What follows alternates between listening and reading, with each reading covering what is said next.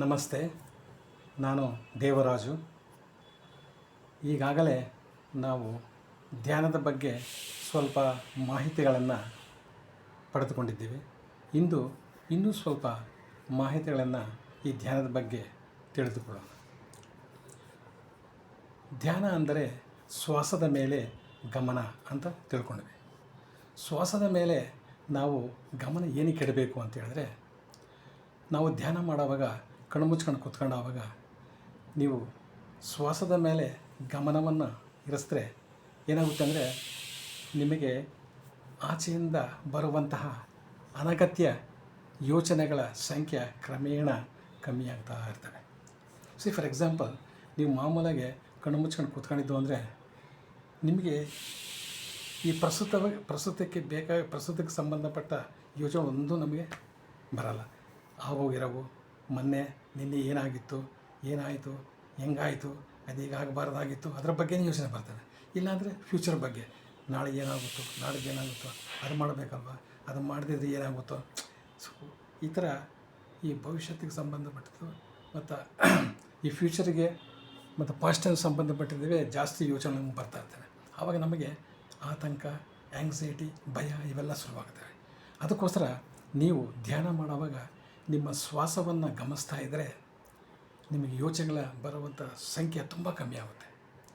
For example, ಇವತ್ತು ನೀವು ಶ್ವಾಸದ ಮೇಲೆ ಗಮನ ಹರಿಸ್ತಾ ಇದ್ದರೆ ಇವತ್ತು ಒಂದು 100 ಥಾಟ್ಸ್ ಬರ್ತವೆ, ನಾಳೆ ದಿನ 80 ಆಗ್ತವೆ, ಇನ್ನೊಂದು ದಿನ 60 ಆಗ್ತವೆ, ಇನ್ನೊಂದು ದಿನ 40, ಈ ಥರ ಬರ್ತಾ ಕಮ್ಮಿ ಆಗ್ತವೆ. ಅಂದರೆ ನಿಮಗೆ ಬರುವಂತಹ ಯೋಚನೆಗಳ ಸಂಖ್ಯೆ ಕಮ್ಮಿ ಆದಾಗ ನಿಮಗೆ ಮನಸ್ಸಲ್ಲಿ ಪ್ರಶಾಂತತೆ ಎಂಬುದು ನೀವು ಅನುಭವಿಸ್ತಾರೆ. ನೆಮ್ಮದಿ, ಶಾಂತಿ, ಸಂತೋಷ, ಖುಷಿಯೆಲ್ಲ ಆಗುತ್ತೆ. ಅಂದರೆ ಇದು 1 ದಿನ 2 ದಿನ 3 ದಿನಕ್ಕೆ ಬರೋದು ಅಂತಲ್ಲ. ಮಿನಿಮಮ್ ಒಂದು ಮಂಡಲ ಧ್ಯಾನ ಅಂತಂದರೆ 41 ಡೇಸು ನೀವು ಪ್ರಾಕ್ಟೀಸ್ ಮಾಡಲೇಬೇಕು, ಪ್ರತಿ ದಿವಸ without break in between. So ಬೆಳಗ್ಗೆ 1 ಅವರ್, ಸಾಯಂಕಾಲ 1 ಅವರ್ ಪ್ರಾಕ್ಟೀಸ್ ಮಾಡ್ತಾನೆ ಇರಬೇಕು. ನೀವೆಷ್ಟು ತುಂಬ ಪ್ರಾಕ್ಟೀಸ್ ಮಾಡ್ತೀರೋ ಅಷ್ಟು ನಿಮಗೆ ಶ್ವಾಸದ ಮೇಲೆ ಗಮನವನ್ನು ನಿಲ್ಲಿಸ್ತೀರ. ಅಂದರೆ ಶ್ವಾಸದ ಜೊತೆಯಲ್ಲೇ ಇರಬೇಕು. ನಾವು ಧ್ಯಾನ ಮಾಡುವಾಗ ನಾವು ಶ್ವಾಸದ ಜೊತೆಯಲ್ಲೇ ಇದ್ದರೆ ನಿಮಗೆ ತುಂಬ ಕಾನ್ಸಂಟ್ರೇಷನ್ ಬರುತ್ತೆ, ನಿಮಗೆ ಯೋಚನೆಗಳ ಸಂಖ್ಯೆ ತುಂಬ ಕಮ್ಮಿ ಬರ್ತವೆ. ಆವಾಗ ಏನಾಗುತ್ತೆ ಅಂದರೆ, ನೀವು ಪ್ರೆಸೆಂಟಾಗಿ ನೀವೇನು ಯೋಚನೆ ಮಾಡಬೇಕು, ನಾನು ಏನು ಮಾಡ್ತಾಯಿದ್ದೀನಿ ಧ್ಯಾನ. So your duty is to concentrate only on your breath. Okay, breath, that means ಉಚ್ಛ್ವಾಸ ನಿಶ್ವಾಸಗಳ ಬಗ್ಗೆ ಯೋಚನೆ ಮಾಡಬೇಕು. ಆವಾಗ ಏನಾಗುತ್ತೆ, ಯೋಚನೆ ಬರಲ್ಲ. ಸೊ ಅದಕ್ಕೆ ಧ್ಯಾನ ಮಾಡಬೇಕಾದ್ರೆ ನೀವು ಯೋಚನೆ ಬಂದಾಗ ಕೂಡ ನೀವು ಅಂದ್ಕೋಬೇಕು, no, now I am doing meditation, I don't want to think any other thing other than only the breath. So you have to concentrate only on your breath. ಮತ್ತು ಉಚ್ಛ್ವಾಸ ನಿಶ್ವಾಸದ ಮೇಲೆ ನಿಮ್ಮ ಗಮನ ಇರಬೇಕು. ನಿಮಗೆ ಯೋಚನೆಗೆ ಬಂದರೆ ಯೋಚನೆಗಳ ಹಿಂದೆ ಹೋಗಬೇಡಿ, ಯೋಚನೆಗಳ ಬಗ್ಗೆ ನೀವು ಗಮನ ಹರಿಸಬೇಡಿ. ನಿಮ್ಮ ಗಮನ ಓನ್ಲಿ ಆನ್ ಯುವರ್ ಬ್ರೆತ್. ಉಚ್ಛ್ವಾಸ ನಿಶ್ವಾಸದ ಬಗ್ಗೆ ಯೋಚನೆ ಮಾಡಬೇಕು, ಅದರ ಜೊತೆಯಲ್ಲೇ ಇರಬೇಕು. ನೀವು ಎಷ್ಟು ಉಚ್ಛ್ವಾಸ ನಿಶ್ವಾಸ ಜೊತೆಯಲ್ಲಿ ಇರ್ತೀರೋ ಆವಾಗ ನಿಮ್ಮ ಕಾನ್ಸಂಟ್ರೇಷನ್ ನಿಮ್ಮ ಮೈಂಡ್ ಮೇಲೆ ಇರುತ್ತೆ, ನೆಮ್ಮದಿಯಾಗಿರ್ತೀವಿ, ಯಾವ ಯೋಚನೆಗಳು ಬರಲ್ಲ, ನಿಮ್ಮ ಮೈಂಡೆಲ್ಲ ಕ್ಲೀನ್ ಆಗುತ್ತೆ. ಬಿಕಾಸ್ ಇದು ಅಷ್ಟು ಬೇಗ ಬರಲ್ಲ. This is not so easy, but you can enjoy this by doing. So you can definitely you can achieve. This is not a great thing also at the same time. So ಈ ಶ್ವಾಸ ಎಂಬುದು ನಮ್ಮ ಜೀವನದ ಎಷ್ಟು ಮುಖ್ಯ ಅಂದರೆ, ಶ್ವಾಸ ಎಂಬುದು ನಮಗೊಂದು ಸ್ನೇಹಿತ, ಶ್ವಾಸ ಎಂಬುದು ನಮಗೊಂದು ಗುರು, ಶ್ವಾಸ ಎಂಬುದೇ ನಮ್ಮ ದೇವರು. ಸೊ ಗುರು ಅಂದ್ರೇನು? ಗುರು ಬ್ರಹ್ಮ, ಗುರು ವಿಷ್ಣು, ಗುರುದೇವೋ ಮಹೇಶ್ವರ, ಗುರು ಸಾಕ್ಷಾತ್ ಪರಬ್ರಹ್ಮ, ತಸ್ಮೈ ಶ್ರೀ ಗುರುವೇ ನಮಃ ಅಂತ. ಅಂದರೆ ಆ ಗುರು ಎಂಬುದು ಪರಬ್ರಹ್ಮ ಸ್ವರೂಪ. ಸೊ ನಮ್ಮಲ್ಲಿ ಉಚ್ಛ್ವಾಸ ನಿಶ್ವಾಸ ಮಾಡ್ತಾಯಿದ್ದೀವಲ್ಲ, ಆ ಉಸಿರಿತ್ತಲ್ಲ, ಆ ಉಸಿರೇ ನಮ್ಮ ಪರಬ್ರಹ್ಮ ಸ್ವರೂಪ, ಅವನೇ ದೇವರು ನಮಗೆ. ಯಾಕೆಂದರೆ ನಮ್ಗೆ ಗೊತ್ತಿಲ್ಲದಂಗೆ ನಾವು 24 hours ಡೇ ಪ್ರತಿಯೊಂದು ಕ್ಷಣ ನಾವು ಉಸಿರು ಆಡ್ತಾನೇ ಇರ್ತೀವಿ. ನಮಗೆ ಅದರ ಬಗ್ಗೆ ಅವೇರ್ನೆಸ್ ಇಲ್ಲ, ಅದನ್ನು ಗಮನಿಸೋದೇ ಇಲ್ಲ ನಾವು. ಅಂದರೆ ಆ ಉಸಿರು ಉಸಿರಿರುತ್ತಲ್ಲ, ಅದರ ಇಂಪಾರ್ಟೆನ್ಸ್ ಎಷ್ಟು ಅಂತ ಹೇಳಿದ್ರೆ, ಅದು 1 ನಿಮಿಷ ಇಲ್ಲ ಅಂದರೆ ನಮ್ಮ ಕತೆ ಕ್ಲೋಸ್. ಆ ಉಸಿರು ಇದ್ದಾವಾಗೆ ನಾವು ಶಿವ, ಇಲ್ಲ ಅಂದರೆ ಶವ. ಅದಕ್ಕೆ ಹೇಳಿದ್ದು ಅಂಥ ಒಂದು ಇಂಪಾರ್ಟೆನ್ಸು ನಾವು ತಿಳ್ಕೋಬೇಕು. ಅಂದರೆ ಇಷ್ಟೊಂದು ನಮಗೆ ಇಂಪಾರ್ಟೆನ್ಸ್ ಆಗಿರೋವಂಥ ಆ ಉಸಿರು ಬಗ್ಗೆ ಯಾರೂ ಗಮನನೇ ಹರಿಸಲ್ಲ. So we should be grateful to our breath. ಅದೇ ಥರ ಇನ್ನೊಂದು ಇಂಪಾರ್ಟೆಂಟ್ ಥಿಂಗ್ ಅಂದರೆ ನಾವು ಆ ಉಸಿರನ್ನು ಗಮನಿಸಬೇಕಾಗಿದ್ದರೆ you should not alter your breath. ನೀವು ಸಹಜವಾಗಿ ನೀವು ఏ ಥರ ಇರ್ತೀರೋ ఏ ಥರ ಉಸಿರಾಡ್ತಾ ಇರ್ತೀರೋ ಅದನ್ನೇ ಫಾಲೋ ಮಾಡಬೇಕು. ನೀವು ನಿಮ್ಮ ಉಚ್ಛ್ವಾಸ ನಿಶ್ವಾಸನ ಗಮನಿಸಿ ಅಂದರೆ ಜಾಸ್ತಿ ಉಸಿರು ತಗೊಳ್ಳೋದು ಪ್ರಾಣಾಯಾಮ ಥರ ಮಾಡಲೇಬಾರ್ದು. Just you have to sit and you breathe as if you are doing normally just like that. That means you should not give any extra pressure on your breath. ನಾರ್ಮಲಾಗೆ ಸಹಜವಾಗಿ ಸಿಂಪಲ್ಲಾಗೆ ನಾವು ಯಾವಾಗೂ ಬ್ರೀತಿಂಗ್ ಮಾಡ್ತಾಯಿದ್ವೋ ಅದ್ರ ಬಗ್ಗೆನೇ ಗಮನ ಹರಿಸ್ಬೇಕು. You should not alter your breath. So ಈ ರೀತಿಯೆಲ್ಲ ನಾವು ಮಾಡ್ತಾಯಿದ್ರೆ ಬರ್ತಾ ನಾವೇನಾಗುತ್ತೆ ಅಂದರೆ ಒಂದು ಸ್ಟೇಜಿಗೆ ಸೇರ್ಕೊಂತೀವಿ. ಯಾವಾಗ ಒಂದು ನಮಗೆ ಈ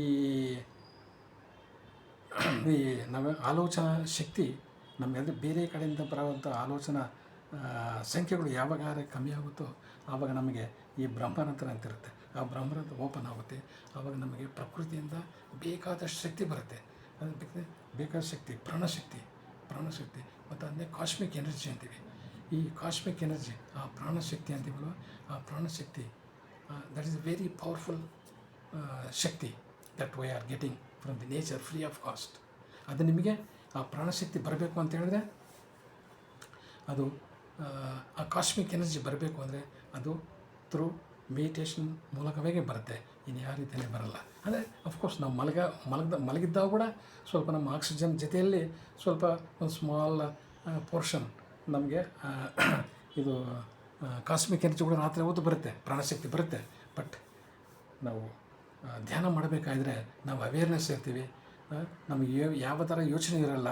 ಅವಾಗ ಕಂಪ್ಲೀಟಾಗಿ ನಮ್ಮ ಮೈಂಡು ಬ್ಲ್ಯಾಂಕ್ ಆಗುತ್ತೆ, ನಮ್ಮ ಮೈಂಡು ಎಂಪ್ಟಿ ಆಗುತ್ತೆ. ಯಾವಾಗಾದರೆ ಮೈಂಡ್ ಎಂಪ್ಟಿ ಆಗುತ್ತೋ ಈ ಬ್ರಹ್ಮಾನಂದ ಕಂಪ್ಲೀಟಾಗಿ ಓಪನ್ ಆಗುತ್ತೆ.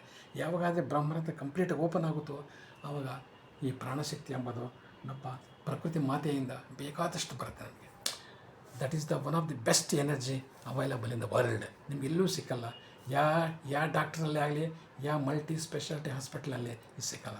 Because this is natural. Mother nature is giving free of cost to everybody who does this meditation.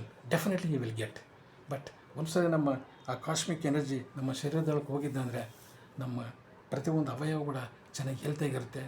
ಈ ಪ್ರತಿಯೊಂದು ಪಾರ್ಟ್ಸ್ ಕೂಡ ಚೆನ್ನಾಗಿ ಕೆಲಸ ಮಾಡ್ತಟ್ಟೆ. ಆವಾಗ ನಾವು ಅಲರ್ಟಾಗಿರ್ತೀವಿ, ಯಂಗಾಗಿರ್ತೀವಿ, ಎನರ್ಜೆಟಿಕ್ ಆಗಿರ್ತೀವಿ. Through out our life we feel happiness. ನಮಗೆ ಯಾವ ತೊಂದರೆ ಯಾವ ಖಾಲಿ ಇದ್ರೂ ಕೂಡ ಒಳಗಡೆ ಸ್ಟೆಪ್ ಬೈ ಸ್ಟೆಪ್ ಎಲ್ಲ ಕ್ಯೂರ್ ಆಗ್ತಾ ಇರುತ್ತೆ. ಇವಾಗ ನಮಗೆ ಜಾಸ್ತಿ ನಾವು ಒಂಥರ ಮೆಡಿಟೇಷನ್ ಮಾಡಬೇಕಾದ್ರೆ ನಮ್ಮ ಮೈಂಡನ್ನು ಎಂಟಿ ಮಾಡಿದ್ದಂದರೆ ನಾವು ತುಂಬ ಹೊತ್ತು ಆ ಸ್ಥಿತಿಯಲ್ಲಿತ್ತು ಅಂದರೆ ತುಂಬ ಎನರ್ಜಿ ಬರುತ್ತೆ. ಆವಾಗ ಏನಾಗುತ್ತೆ, ತುಂಬ ಎನರ್ಜಿ ನಮ್ಮ ಬಾಡಿಯೆಲ್ಲ ತುಂಬ್ಕೊಂಡು ಮೇಲಕ್ಕೆ ನಾಡಿ ಮಂಡಲ ಶುದ್ಧಿ ಅಂತ ಆಗುತ್ತೆ. ನಾಡಿ ಅಂದರೆ ಒಂದು ಪ್ರತಿಯೊಂದು ಪಾರ್ಟ್ಸು ನಾಡಿ ಮಂಡಲ ಅಂದರೆ ಶುದ್ಧಿ ಆಗುತ್ತೆ. ಅವಾಗ ಏನಾಗುತ್ತೆ ಅಂದರೆ ಪ್ರತಿಯೊಂದು ಪಾರ್ಟನ್ನೆಲ್ಲ ನಮ್ಮ ದೇಹ ಕ್ಲೀನ್ ಮಾಡ್ಕೊಂತ ಬರುತ್ತೆ. ಎಲ್ಲೆಲ್ಲಿ ನಮ್ಮ ಒಳಗಡೆ ಯಾವ ಪಾರ್ಟ್ಲಿ ಏನು ತೊಂದರೆ ಇತ್ತು ಅಂದರೆ ಅದು ರೆಕ್ಟಿಫೈ ಮಾಡಿಬಿಟ್ಟು ಅದು ಎನರ್ಜೆಟಿಕ್ ಆಗಿಬಿಟ್ಟು ಪಾಸಿಟಿವ್ ಆಗಿಬಿಡುತ್ತೆ, ಅಲರ್ಟ್ ಆಗಿಬಿಡುತ್ತೆ, ಅದ್ರ ಕೆಲಸ ಕಂಪ್ಲೀಟ್ ಆಗಿಬಿಡುತ್ತೆ. ಅವಾಗ ನಮಗೆ ಯಾವುದೇ ಒಂದು ರೀತಿಯಲ್ಲಿ ತೊಂದರೆನೂ ಇರಲ್ಲ, ಆರೋಗ್ಯವಾಗಿರ್ತೀವಿ, ಹೆಲ್ತಾಗಿರ್ತೀವಿ, ಆ್ಯಕ್ಟಿವ್ ಇರ್ತೀವಿ. ಅದಕ್ಕೆ ಧ್ಯಾನಂ ಸರ್ವರೋಗ ನಿವಾರಣೆ ಅಂತಾರೆ. ಧ್ಯಾನಂ ಸರ್ವರೋಗ ನಿವಾರಣೆ, ಧ್ಯಾನಂ ಸರ್ವರೋಗ ಹಾರಣೆ. ಅಂದರೆ ಗೊತ್ತಾ, ಧ್ಯಾನಂ ಸರ್ವರೋಗ ನಿವಾರಣೆ ಎಲ್ಲ ರಕವಾದ ರೋಗಗಳನ್ನ ಇದು ನಿವಾರಿಸುತ್ತೆ. ನಿವಾರಣೆ ಮಾಡ್ತಾಯಿದ್ರೆ ಬರೆದ್ರೆ ಹೆಂಗೆ ಮಾಡುತ್ತೆ. ಇವಾಗ ನಿಮಗೆ ಕೊರೋನಾ ಬಂದವಾಗ ಏನು ಗೊತ್ತಾ, ಆ ಬ್ಯಾಕ್ಟೀರಿಯಾ ಅದು ಬರುತ್ತೆ ಅಂತ ನಮ್ಗೆ ಭಯ ಅಷ್ಟೇ. ನಾವು actually if you are taking this ಧ್ಯಾನ ಮಾಡ್ತಾಯಿದ್ರೆ ನಿಮಗೆ ಕಾಸ್ಮಿಕ್ ಎನರ್ಜಿ ತುಂಬ ಆಯಿತು ಅಂದರೆ you will have a lot of energy and power. ನೀವು ಯಾವ ಬ್ಯಾಕ್ಟೀರಿಯಾ ನೀವು ಒಳಗೆ ಬರೋಲ್ಲ, ಬಂದರೂ ಏನು ಮಾಡೋದಲ್ಲ.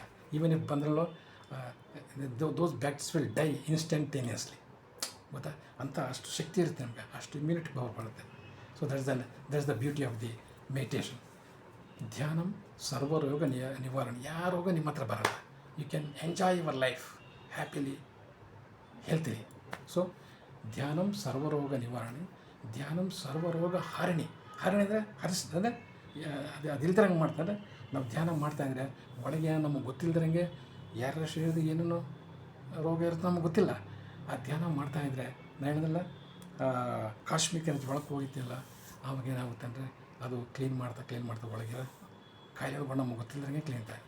ಧ್ಯಾನಂ ಸರ್ವರೋಗ ನಿವಾರಣೆ, ಧ್ಯಾನಂ ಸರ್ವರೋಗ ಹಾರಣೆ, ಧ್ಯಾನಂ ಸಕಲ ಭೋಗ ಕಾರಣಿ. ಸೊ ಅಂದರೆ ಎಷ್ಟೋ ಭೋಗ ಬರ್ತದೆ ಅಂದರೆ ಈ ಭೋಗಗಳು ಹೆಂಗೆ ಬರ್ತವೆ ಅಂದರೆ ಇದೇ ಥರನೇ ನಮಗೆ all this benefits we will get by doing this meditation. So everybody has to do meditation every day without break. Because ನೀವು ಮಾಡ್ತಾ ಇರ್ತೀರ ಇವತ್ತು ಚೆನ್ನಾಗಿ ಅನ್ನೋದ್ರ ಕಾನ್ಸಂಟ್ರೇಟ್ ಮಾಡಿದಂದ್ರೆ after this meditation you feel energetic. My god, ಇಷ್ಟೊಂದು ಎನರ್ಜಿ ಬಂತಲ್ಲ ಅಂತ. ಯಾಕಂದರೆ ನಿಮ್ಮದು ಮೈಂಡ್ ಎಲ್ಲ ಫ್ರೆಶ್ ಆಗಿರುತ್ತೆ, ನಿಮಗೆ ಕಾಸ್ಮಿಕ್ ಎನರ್ಜಿ ನಿಮ್ಮ ದೇಹದೊಳಗೆ ಹೋಗಿರುತ್ತೆ. ಆವಾಗ you feel energetic, you feel enlightened, ಆ ಥರ ಬರುತ್ತೆ. ಸೊ ಎವ್ರಿ ಡೇ ಮಾಡ್ತೇವೆ. ಸೊ ಮಧ್ಯದಿನ 1 or 2 days ಮಾಡ್ತೇವೆ. 3ನೇ ದಿನ ನಿಮಗೆ ಸ್ವಲ್ಪ ಡಿಸ್ಟರ್ಬೆನ್ಸ್ ಇರ್ಬೋದು, ಅದಾಗ್ತದೆ ನಿಮಗೆ okay, doesn't matter. So next day you will be all right. ಇವತ್ತೇನಪ್ಪ ನನಗೆ ಸರಿ ಕುದುರಿಲ್ವೇ, ಶ್ವಾಸ ಮೇಲೆ ಧ್ಯಾಸ ಹೇಳೋಕ್ಕಾಗ್ತಾ ಇಲ್ವೇ, ನಮ್ಗೆ ಆಲೋಚನೆ ಜಾಸ್ತಿ ಬರ್ತಾವೆ ಅಂದರೆ ಈ ಮೈಂಡ್ನಲ್ಲಿ ಇವತ್ತಿನದು ವ್ಯವಹಾರ ಅಲ್ಲ ಇದು. ನಾವು ಹುಟ್ಟಿದ ಅವತ್ತಿಂದ ಎಷ್ಟೋ ಕೆಲಸಕ್ಕೆ ಬರೋದು ಯೋಚನೆ ಮಾಡಿ ಈ ತಲೆ ಒಂದು ಕಸದ ಬುಟ್ಟಿ ಆಗಿದೆ. ಎಲ್ಲ ಕೆಲಸಕ್ಕೆ ಬರೋದೆಲ್ಲ ಡಮ್ ಮಾಡಿದೆ ಮತ್ತೆ. ಅದು ಕ್ಲಿಯರ್ ಆಗಬೇಕು ಅಂದರೆ it will take its own time. We should have patience, we should practice meditation every day without fail, daily, morning, evening, after, whenever you get time. So there is no restriction at all. ನಿಮಗೆ time ಬೆಳಗ್ಗೆ ಸಿಗ್ತಾ ಬೆಳಗ್ಗೆ ಮಾಡಿ, ಮಧ್ಯಾಹ್ನ ಸಿಗ್ತಾ ಮಧ್ಯಾಹ್ನ ಮಾಡಿ, ಸಾಯಂಕಾಲ before going to bed also you can do. There is no restriction. And ಅಲ್ಲಿ ಎಲ್ಲಿ ಕೂತ್ಕೊಂಡು anywhere you sit any place.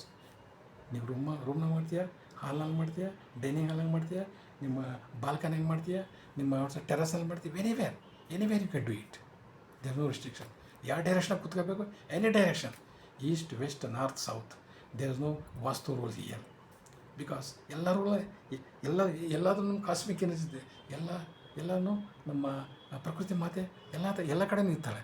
So you can do your meditation anywhere and everywhere.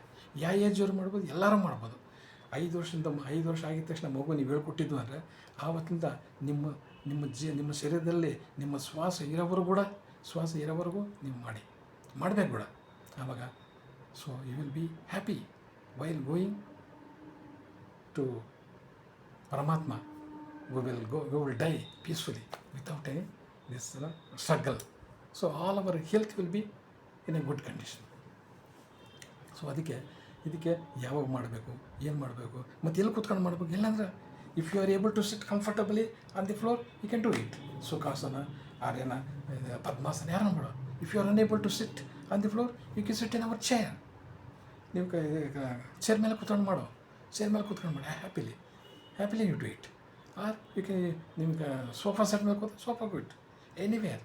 R ನಿಮಗೇನೋ ನಿಮ್ಮ ಮನೆ ಸುತ್ತ ಫಾರೆಸ್ಟಿಗೆ ಹೋಗ್ತೀಯಾ, ಓಕೆ, ಒಂದು ನಿಮಗೇನು ಕಂಫರ್ಟಬಲ್ಗೆ ವರ್ಕೊಳ್ಳೋಕೆ ಬೇಕಾ, ಒಂದು ಗಿಡಕ್ಕೋ ಒಂದು ಗೋಡೆಗೆ ವರ್ಕೊಂಡು ಆರಾಮಾಗಿ ಕೂತ್ಕೊ. There is no restriction of place. But only thing is while doing meditation you have to close your eyes. And ಈ ಕೈಗಳು ಈ ಬೆರಳು ಸೇರಿಸ್ಬಿಟ್ಟು ಹಿಂಗೆ ಲಾಕ್ ಮಾಡಬೇಕು. ಅದೇ ಥರ ನೀವು ಹೇಳ್ದಂಗೆ ಈ ಕಾಲು ಕೂಡ ಈ ಪಾದಗಳನ್ನ ಒಂದರ ಮೇಲೆ ಹಿಂದಕ್ಕೆ ಹಾಕಬೇಕು. ಸೊ ಈ ಪಾದನ ಲಾಕ್ ಮಾಡಬೇಕು, ಈ ಬೆರಳ ಮೇಲೆ ಲಾಕ್ ಮಾಡಬೇಕು. And you have to close your eyes. ನಿಮ್ಗೇನಾದರೂ ಕೂತ್ಕೊಂಡು ಹೋದಾಗ ಸ್ವಲ್ಪ ಏನು ಈ ಕಾಲು ಚೇಂಜ್ ಮಾಡಬೇಕು ಅಂದರೆ ಹಿಂಗೆ ಮಾಡ್ಬೋದು, ಹಿಂಗೆ ಮಾಡ್ಬೋದು. There is no problem. But our eyes should always be closed. And while doing meditation you should remove a spectacles. ಕನ್ನಡಕ ಏನು ಹಾಕೊಂಡಿದ್ರೆ ತೆಗೆದಾಕ್ಬಿಡಿ. ಯಾಕೆಂದರೆ ಕಣ್ಣು ಮುಚ್ಕೊಂಡಾಗ ಸ್ಪೆಕ್ಟಕಲ್ ಅಗತ್ಯನೇ ಇಲ್ಲ. ಫಸ್ಟ್ ಆಫ್ ಆಲ್ ಅದು ತೆಗೆದಾಕ್ಬಿಡಿ. ಬಟ್ ಕಣ್ಣು ಮಾತ್ರ ಯು ಶುಡ್ ನೆವರ್. ಯಾಕೆಂದರೆ ಮಧ್ಯೆ ಒಂದು 10 ನಿಮಿಷ 15 ನಿಮಿಷ ಮಾಡಿಬಿಟ್ಟು ಮತ್ತು ಕಣ್ಣು ಓಪನ್ ಮಾಡಿದ್ದು ಅಂದರೆ all your energy will go out. Because our eyes are so powerful. ನಮ್ಮಲ್ಲಿರೋ ಎನರ್ಜಿ ತುಂಬ ಖರ್ಚು ಮಾಡೋದಂತೆ ನಮ್ಮ ಕಣ್ಣುಗಳ ಮೂಲಕನೇ. ಸೊ ಇದರಿಂದ ನಾವು 10% ಲಾಕ್ ಮಾಡಿದಂದರೆ 10% ಎನರ್ಜಿ ಸೇವ್ ಆಗುತ್ತೆ. ಕಾಲಿಂದ 10%, 20%, ಇದು 80% of our energy saves while locking our this system. So ಆಮೇಲೆ ಎಲ್ಲ ಧ್ಯಾನ ಆದಮೇಲೆ ಓಕೆ ಒಂದು 40 minutes 45 or 1 hour whatever it is depending upon your interest. So ಎಲ್ಲ ಆದಮೇಲೆ ಏನು ಮಾಡಬೇಕಂದ್ರೆ just you have to unlock your legs and unlock your this things and immediately you can put your this fingers on your ಕಣ್ಣುಗಳು ಮಾಡಿರಬೇಕು.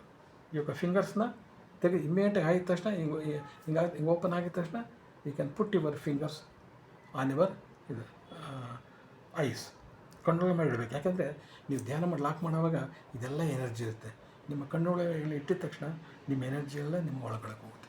ಅಂದರೆ you should not rub like. ನಾವು ಜನರಲ್ಗೆ ಏನು ಮಾಡ್ತೀವಿ, ಹಿಂಗೆ ರಬ್ ಮಾಡ್ತೀವಿ, ಹಿಂಗೆ ರಬ್ ಮಾಡಿ ನಾವು ಈ ಧ್ಯಾನದಲ್ಲಿ ಹಿಂಗೆ ಅನ್ಲಾಕ್ ಮಾಡಿದ ತಕ್ಷಣ ಇಮಿಡಿಯೇಟ್ಲಿ ಈ ಟಿಪ್ಸ್ ಇತ್ತು, ಆ ಟಿಪ್ಸ್ನ ನಿಮ್ಮ ಈ ಕಣ್ಣೊಳ ಮೇಲೆ ಇಟ್ಕೋಬೇಕು. ಕಣ್ಣೊಳ ಮೇಲೆ ಇಟ್ಕೊಂಡು ಜಸ್ಟ್ ಒಂದು 10 seconds ಈಗ ಯು ಕ್ಯಾನ್ ಕೌಂಟ್ 1 2 3 4 5 6 7 8 9 10 ಎನಫ್.